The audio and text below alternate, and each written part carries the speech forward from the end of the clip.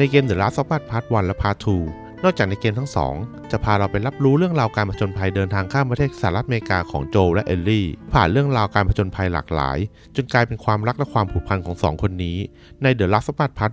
1 และเรื่องราวการแก้แค้นระหว่างเอลลี่และแอบบี้ที่มีจุดหักมุมและบีบคั้นอารมณ์อย่างถึงที่สุดใน The Last of Us Part 2 ในส่วนของฉากหลังเนื้อเรื่องของทั้งเกม The Last of Us Part 1 และ Part 2 นี้ก็นับได้ว่ามีความลึกซึ้งและน่าสนใจไม่แพ้กันและในคลิปนี้พวกเราครอบครัวเล่นเกมจะชวนเพื่อนๆมาเจาะลึกกับเรื่องราวหลังเกมนี้กันครับและขอแจ้งก่อนเลยนะครับว่าคลิปนี้มีการสปอยเนื้อเรื่องของเกม The Last of Us ทั้ง2ภาคถ้าใครยังไม่เคยลองเล่นนะครับลองไปเล่นกันดูก่อนสำหรับใน The Last of Us Part 1 มีลงแล้วนะครับทั้งใน PS5 รวมไปถึง PC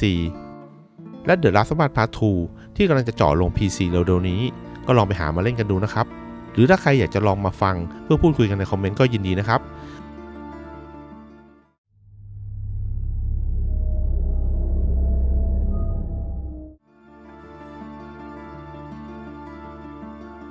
ภายหลังการระบาดของเชื้อราคอนดิเซปที่ทำให้ผู้คนเกิดการกลายร่างเป็นซอมบี้และแพร่ระบาดอย่างรุนแรงในทั่วโลกความโกลาหลดังกล่าวไม่สามารถหยุดยั้งได้ด้วยวิธีการปกครองในเวลาปกติรัฐบาลกลางสหรัฐอเมริกาที่สูญเสียอำนาจในการปกครองอย่างสิ้นเชิงในเวลานั้นได้ทำการจัดตั้งหน่วยงานตอบสนองภัยพิบัติแห่งสหพันธรัฐที่มีตัวย่อว่า FEDRA หรือเรียกสั้นๆว่า FREDA หน่วยงานนี้ได้เข้ามามีบทบาทในการบริหารจัดการต่างๆในช่วงเวลาของการระบาดเชื้อราคอนดิเซปในครั้งนี้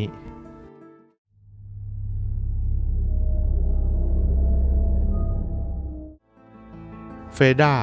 ประกอบไปด้วยผู้บังคับบัญชาการทางทหารกองกำลังติดอาวุธและเจ้าหน้าที่ของรัฐระดับสูงบางส่วนที่เข้ามามีส่วนร่วมในการจัดตั้งรวมกลุ่มเพื่อเป็นหน่วยงานภายใต้รัฐบาลกลางสหรัฐ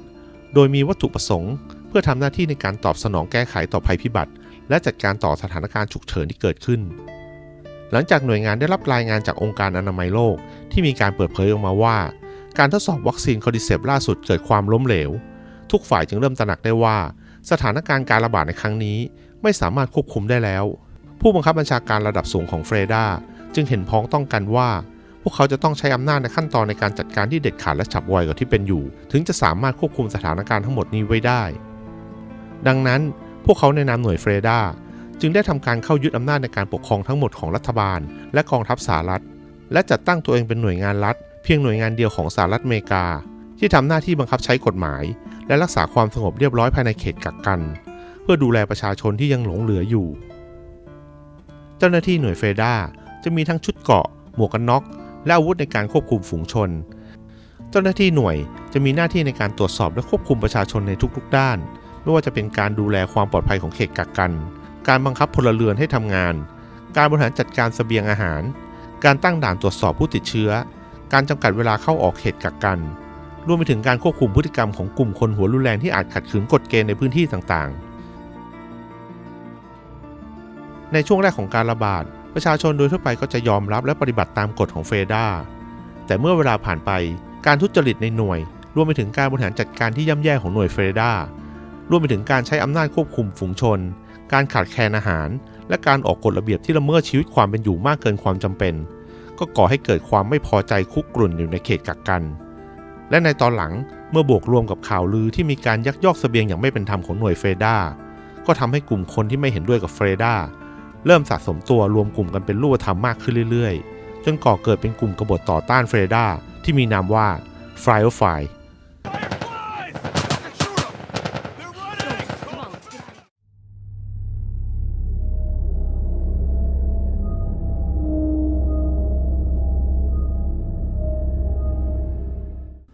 Fireflies กลุ่มกองกำลังปฏิวัติที่ประกอบไปด้วยพลเรือนและกลุ่มทหารบางส่วนที่มารวมตัวกัน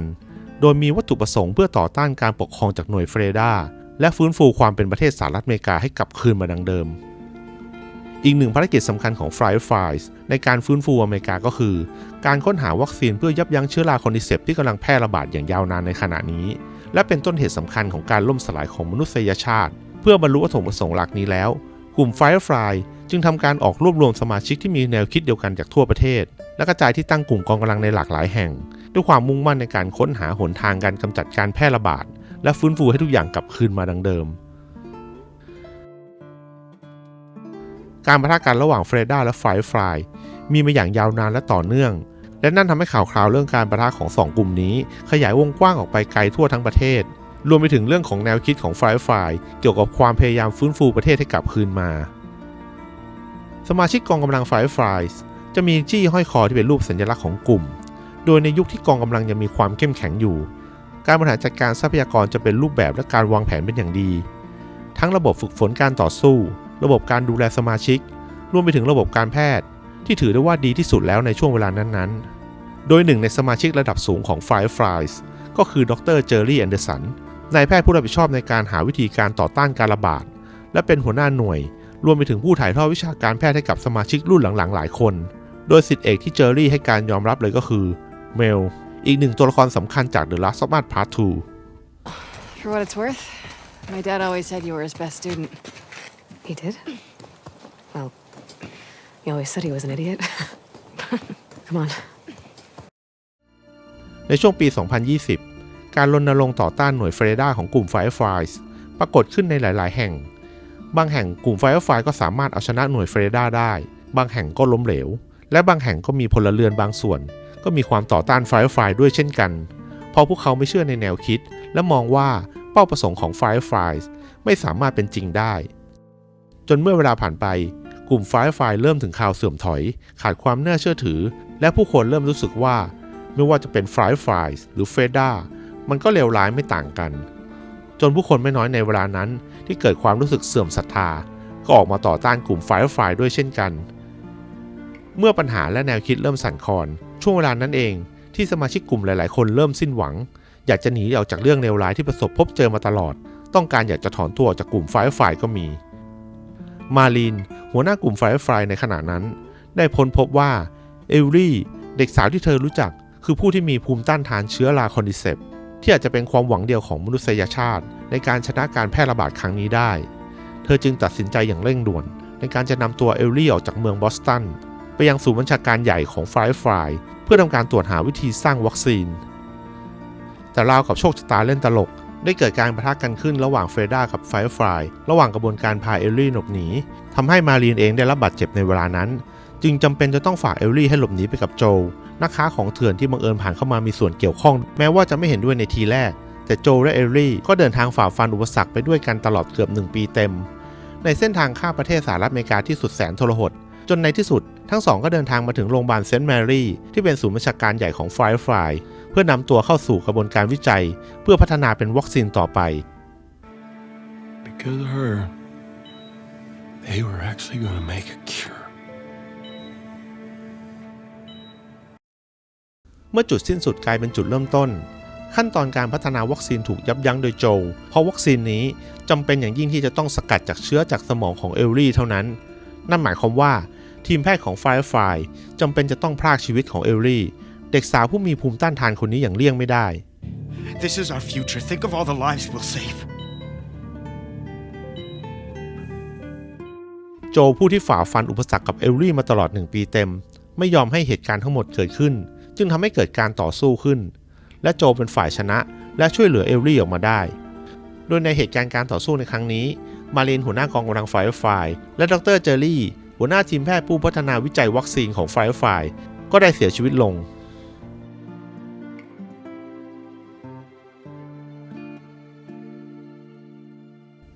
เมื่อความหวังและความศรัทธาในกลุ่มที่เหลือเพียงน้อยนิดหัวหน้ากลุ่มอย่างมารีนและดร. เจอร์รี่หัวหน้าทีมแพทย์ก็ไม่อยู่แล้ว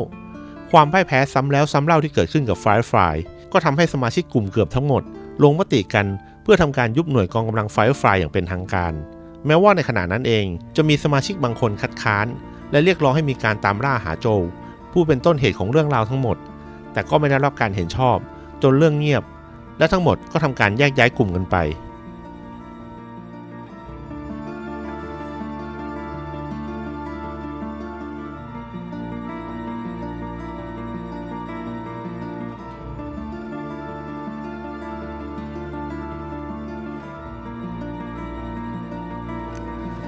Get to Catalina Island. Approach the large domed building in Avalon. We'll find you. Okay.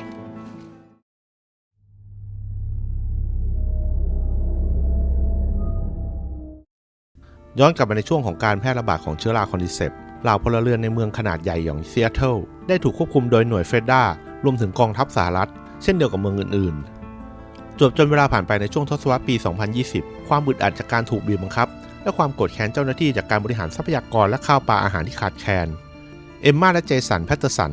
สองสามีภรรยาที่ต้องการจะงัดกับเฟดด้ามาโดยตลอดจึงเริ่มทำการรวบรวมสมัครพรรคพวกจนได้สมาชิกได้แก่ไอแซค ดิกสัน มาร์คัส วิลสันและหลุยส์ ซานเชสก่อตั้งเป็นกลุ่มแนวร่วมปลดปล่อยแห่งวอชิงตันที่มีตัวอักษรย่อว่า WLF ซึ่งหากเขียนเป็นตัวย่อก็จะมีความละไม้คล้ายคำว่า Wolf ดังนั้นแล้วในเชิงสัญลักษณ์หรือแม้แต่คำเรียกสั้นๆจากผู้คนจึงใช้เรียกกลุ่มคนเหล่านี้สั้นๆว่า Wolf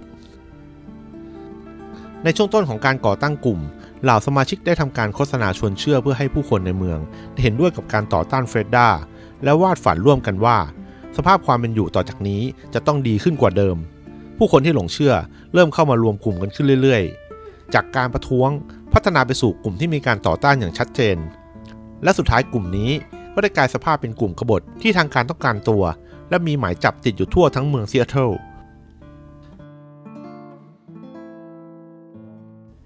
เมื่อการประท้วงเริ่มรุนแรงมากขึ้นกลุ่มผู้นำระดับสูงของ WLF ได้ถูกทางการกำจัดเกือบหมดเหลือเพียงไอแซค ดิกสัน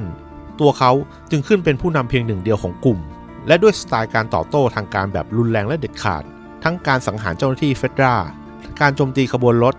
รวมไปถึงการต่อสู้กับหน่วยเฟดด้าอย่างเปิดเผยแม้จะมีบางคนไม่เห็นด้วยกับความรุนแรงของไอแซคแต่ก็ยอมรับอย่างหนึ่งว่าผลของความรุนแรงและเด็ดขาดของไอแซคก็ทำให้ผู้คนเริ่มสนับสนุน WLF มากขึ้นเรื่อยๆเช่นกันจนกลุ่มเริ่มมีขนาดที่ใหญ่ขึ้นเรื่อยๆทั้งในแง่จำนวนสมาชิกและศักยภาพการต่อสู้จนในตอนหลังหน่วยเฟดด้าในเมืองซีแอตเทิลค่อยๆแพ้และแตกสลายไปในที่สุดจากนั้นกลุ่ม WLF จึงได้กลายสภาพเป็นกลุ่มหลักที่คุมเมืองซีแอตเทิลในยุคต่อมา No losses on our side, just some minor injuries. Can't say the same for them. Wish I was hearing more of that. แนวทางการดำเนินงานของ WLF ภายใต้การนำของไอแซคยังคงมีความดุดันเช่นเดิมเพิ่มเติมคือความเหลืองอำนาจพวกเขาเริ่มบีบบังคับให้ผู้คนในเมืองที่ไม่ได้เข้าร่วมหรือพวกที่อยู่อย่างอิสระจำเป็นจะต้องเข้ากลุ่ม WLF เท่านั้นรวมไปถึงการตั้งกฎข้อบังคับต่างๆที่ว่ากันว่าความเลวร้ายของการปกครองของ WLF ในตอนนี้ย่ำแย่กว่าตอนที่ถูกหน่วยเฟรด้าควบคุมเสียอีกผู้คนบางส่วนต้องอยู่ในสภาพไร้ทางเลือกต้องจำยอมต่อ WLF เท่านั้นและสมาชิกในกลุ่ม WLF เองก็มีทั้งคนเห็นด้วยกับผู้นำหัวรุนแรงอย่างไอแซคและกลุ่มที่ไม่เห็นด้วยแต่ก็ทำได้เพียงแค่ซุบซิบกันในหมู่คนสนิทส่วนผู้คนในเมืองซีแอตเทิลที่ไม่เห็นด้วยและไม่เข้าฝ่าย WLF ก็จะถูกบีบบังคับไกลๆด้วยการกวาดต้อนอย่างไร้ความปราณีเสบียงถูกตัดขาดและต้องยอมสิโลราบด้วยความกลัวกลุ่ม WLF ได้ยึดสนามกีฬาในเมืองเป็นฐานทัพหลักโดยภายในนั้นจะมีการดัดแปลงห้องชมกีฬา VIP ให้กลายเป็นที่พักของเจ้าหน้าที่ระดับสูงอย่างเช่นที่ตัวละครแอบบี้และแมนนี่ได้พักอาศัยอยู่และพื้นที่ส่วนต่างๆในสนามกีฬาก็ถูกใช้เป็นโรงเรียนโรงอาหารฟาร์มปศุสัตว์สวนเกษตรสถานีซักล้างและสถานีสนับสนุนการสู้รบของหน่วยต่อสู้จนอาจพูดได้ว่ากลุ่ม WLF คือกลุ่มกองกำลังติดอาวุธที่เพียบพร้อมมากทั้งจำนวนคนและทรัพยากร I got something. Get in there. กลุ่ม WLF มีจุดเด่นอีกอย่างในการรบก็คือการใช้สุนัขในการร่วมรบทั้งการสังหารศัตรูและการดมกลิ่นเพื่อค้นหาด้วยการขยายฐานการปกครองของกลุ่ม WLF กินพื้นที่เกือบทั้งหมดของเมืองซีแอตเทิลแต่ก็มีบางพื้นที่เหมือนกันที่กลุ่ม WLF ไม่สามารถเข้าไปยึดครองได้เนื่องจากมีกลุ่มต่อต้านและไม่เห็นด้วยกับ WLF และนั่นทำให้เมืองซีแอตเทิลเป็นเมืองที่มีความขัดแย้งกันระหว่าง2กลุ่มใหญ่จนกลายเป็นสงครามที่ยืดเยื้อมานานหลายปีกลุ่มฝ่ายตรงข้าม WLF ที่ว่านั้นก็คือกลุ่มที่ชื่อว่า Celophites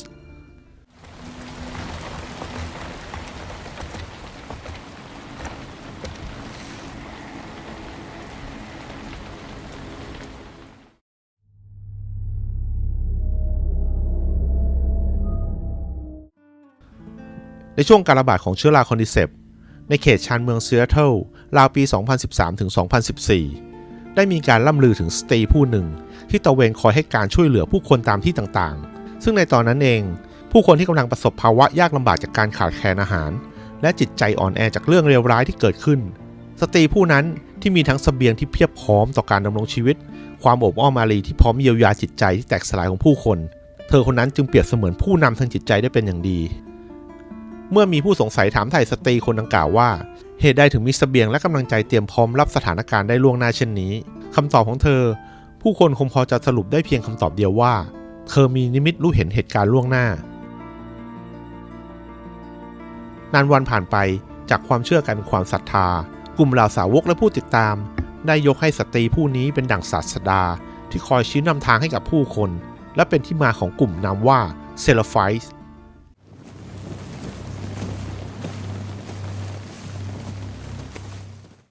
กลุ่มเซราไฟส์ตั้งอยู่บนแผ่นดินที่แยกตัวจากตัวเมืองหลักบริเวณนี้ถูกล้อมรอบด้วยทะเลจนมีสภาพเป็นเกาะเล็กๆบริเวณชานเมืองซีแอตเทิลบนเกาะแห่งนี้จะมีทั้งพื้นที่เกษตรกรรมพืชผลพืชไร่โรงนาในทางตอนใต้ของเกาะก็จะมีบริเวณที่ชื่อว่าเฮเว่นความขัดแย้งระหว่างกลุ่มเซราไฟส์และกลุ่ม WLF มีมาอย่างยาวนานเนื่องจากมีพื้นที่ทับซ้อนและแนวคิดความเชื่อที่แตกต่างกันอย่างสิ้นเชิงทำให้ทั้งสองกลุ่มมีการปะทะเกิดขึ้นเป็นระยะและมีคดีข้อพิพาทเกิดขึ้นมาโดยตลอด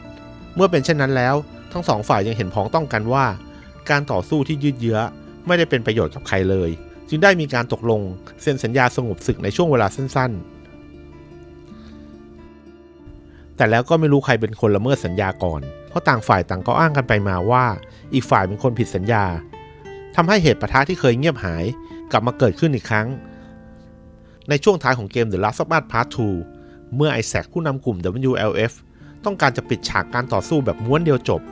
จึงวางแผนเตรียมความพร้อมที่จะนำกลุ่ม WLF บุกเข้ายึดเกาะเซราไฟส์แล้วจัดการกับสาวกและผู้นำบนเกาะให้สิ้นซากแต่ด้วยเรื่องราวระหว่างแอบบี้จากกลุ่ม WLF และเลฟจากกลุ่มเซราไฟส์ที่เข้ามาพัวพันกับสงครามในครั้งนี้ในช่วงท้ายของ The Last of Us Part 2 โดยที่ไม่มีใครคาดคิดไอแซคผู้นำกลุ่ม WLF โดนสังหารส่วนสมาชิกกลุ่ม WLF และสาวกกลุ่มเซราไฟส์ก็ทำสงครามกันอย่างดุเดือดจนส่งผลให้เกิดความเสียหายเป็นอย่างมากกับทั้งสองฝ่ายกลุ่ม WLF เสียผู้นำเสียกำลังพลความแตกแยกภายในกลุ่มที่ซุกซ่อนอยู่ก็เริ่มส่งผลส่วนกลุ่มเซราไฟส์เสียพื้นที่เสียกำลังพลและเสียฐานใหญ่ความสูญเสียทั้งหลายทั้งปวงจนอาจสรุปได้ว่าสงครามในครั้งนี้อาจเป็นจุดจบของทั้งสองฝ่ายหรืออย่างน้อยที่สุดทั้งสองกลุ่มนี้ก็คงบอบช้ำไปอีกนาน Echo, keep your keys? Isaac is fucking dead. Anyone else go off the island? Echo, you're the first to call in.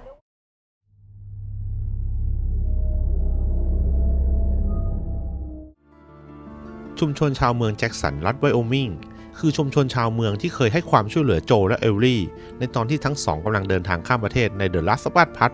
1 โดยผู้นำชุมชนแห่งนี้คือมาเรียมิลเลอร์ภรรยาของทอมมี่มิลเลอร์น้องชายของโจเธอและพ่อของเธอเป็นผู้สร้างชุมชนแห่งนี้ขึ้นมาโดยการปิดกั้นพื้นที่จากโลกภายนอกเพื่อป้องกันอันตรายจากโจรและซอมบี้ติดเชื้อและอาศัยพลังงานไฟฟ้าที่ได้จากเขื่อนในการทำฟาร์มปศุสัตว์รวมไปถึงการปลูกพืชผักในเรือนกระจกเพื่อใช้เป็นแหล่งอาหารและช่วยให้ชุมชนสามารถดูแลพึ่งพาตัวเองได้ในช่วงท้ายเกมของ The Last of Us Part 1 หลังจากโจช่วยเหลือเอลลี่ออกมาจาก Firefly โจตัดสินใจพาเอลลี่มาปักหลักอยู่ในเมืองแจ็คสันและได้เข้าร่วมอาศัยอยู่ณชุมชนแห่งนี้โดยทั้งสองรับหน้าที่เป็นพลลาดตระเวนโดยการตรวจตาพื้นที่รอบๆชุมชนดูแลความปลอดภัยจากเหล่าโจรและซอมบี้ทั้งหลายที่แวะเวียนมาอยู่เป็นประจำตามฤดูกาลทีมลาดตระเวนของแจ็คสันจะทำหน้าที่ในการตรวจตาตามจุดต่างๆบริเวณรอบเมืองเพื่อเคลียร์พื้นที่และสำรวจหาความผิดปกติในแต่ละจุดเฝ้าระวังจะมีที่พักชั่วคราวที่ทีมลาดตระเวนสามารถใช้พักได้ในเวลาเกิดอันตรายหรือเหตุไม่คาดฝันหากพิจารณาองค์ประกอบโดยรวมแล้วสมาชิกของชุมชนแจ็คสันส่วนใหญ่จะเป็นพลเรือนทั่วไปและจะมีเพียงทีมลาดตระเวนและพลเรือนบางคนเท่านั้นที่มีศักยภาพในการต่อสู้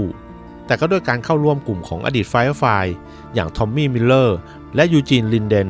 ที่เคยร่วมรบกันมาอย่างดุเดือดในอดีตประสบการณ์ของทั้งสองคนที่ถ่ายทอดให้แก่สมาชิกรุ่นหลังๆทำให้ชุมชนแห่งนี้พอจะเอาตัวรอดจากกลุ่มโจรและซอมบี้ทั่วๆไปได้และเมื่อโจและเอลลี่เข้าร่วมกลุ่มชุมชนแจ็คสันก็ยิ่งทำให้ความแข็งแกร่งของทีมลาดตระเวนมีศักยภาพมากขึ้นไปอีกขั้นและทำให้ชุมชนแจ็คสัน อยู่กันอย่างสงบสุขไปได้อีกหลายปีในโลกหลังการระบาด There we go. It's pretty, right? Hey, you know what? I'm gonna teach you how to play guitar. When your hands are bigger. And you're not pooping your pants all the time. ในช่วงท้ายของ The Last of Us Part 2 ชุมชนแจ็คสันสูญเสียสมาชิกคนสำคัญไปหลายคน และนั่นก็อาจทำให้เกิดการสั่นคลอนขึ้นภายในชุมชนอยู่ไม่น้อย ซึ่งคาดเดาได้ว่าความสั่นคลอนดังกล่าวส่งผลกระทบมาถึงบทบาทความเป็นผู้นำของมาเรียจนทำให้เกิดการเปลี่ยนตัวผู้นำชุมชนรวมไปถึงมาเรียและทอมมี่เองก็มีความสัมพันธ์ห่างเหินจนลงเอยไปสู่การเปลี่ยนสถานะของสามีภรรยาในที่สุด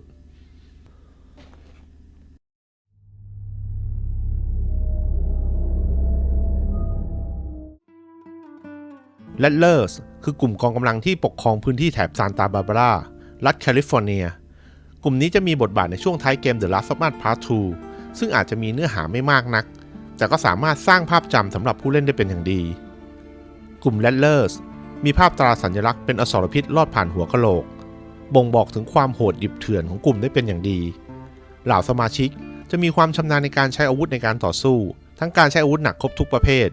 การสวมชุดเกราะการใช้สุนัขลาดตระเวนการวางกับดักทักษะการแกะรอยและที่โดดเด่นที่สุดก็คือการใช้ประโยชน์จากซอมบี้ทั้งคลิกเกอร์และรันเนอร์ที่ถูกนำมาล่ามโซ่ไว้เพื่อใช้เป็นเขตแนวป้องกันจากคนภายนอกและในบางครั้งก็อาจจะมีสมาชิกบ้าๆบางคนนำมาใช้เล่นเพื่อความสนุกสนานได้ด้วย Fuck up anyway, man. Come on.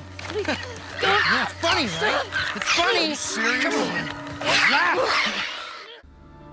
ฐานใหญ่ของกลุ่มแรดเลอร์สอยู่ภายในรีสอร์ทริมทะเลในพื้นที่ซานตาบาบาราพวกเขาใช้พื้นที่นี้ในการอยู่อาศัยสะสมอาวุธและการเพาะปลูกคล้ายชุมชนทั่วไปแต่ที่แตกต่างอย่างชัดเจนกับกลุ่มอื่นเลยก็คือกลุ่มแรดเลอร์สจะใช้วิธีจับคนที่หลงเข้ามาในพื้นที่มาใช้เป็นแรงงานทาสเมื่อหมดประโยชน์ก็จะกำจัดทิ้งหรือในบางกรณีทาสที่ใช้งานไม่ได้หรือแอบหลบหนีกลุ่มแรดเลอร์สก็จะใช้วิธีในการจับตัวมาแขวนประจานริมทะเล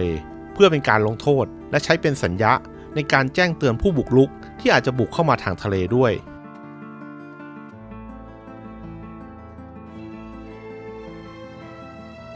ทาสที่ถูกจับตัวมา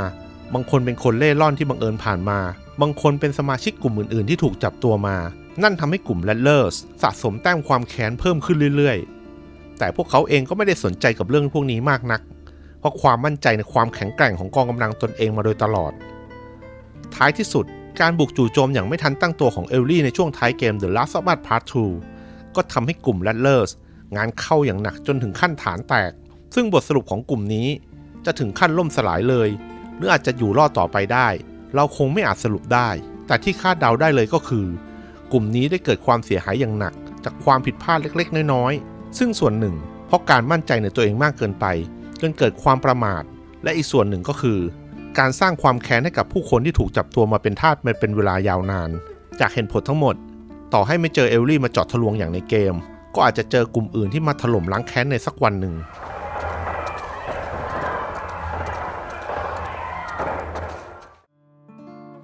นอกจากเรื่องราวของกลุ่มที่เรานำเสนอมาทั้งหมดยังมีอีกหลายกลุ่มที่อยู่ในเนื้อเรื่อง The Last of Us ด้วย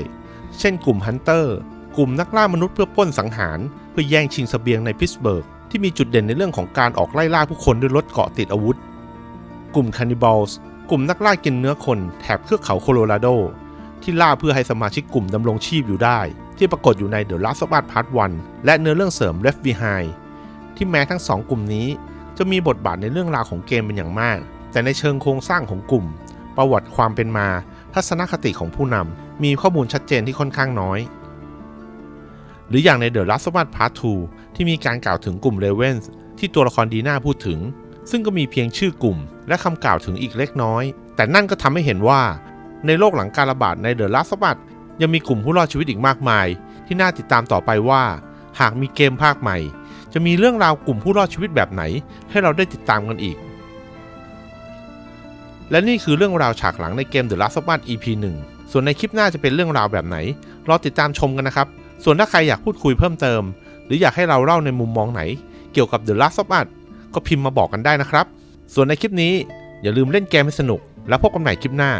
สวัสดีครับ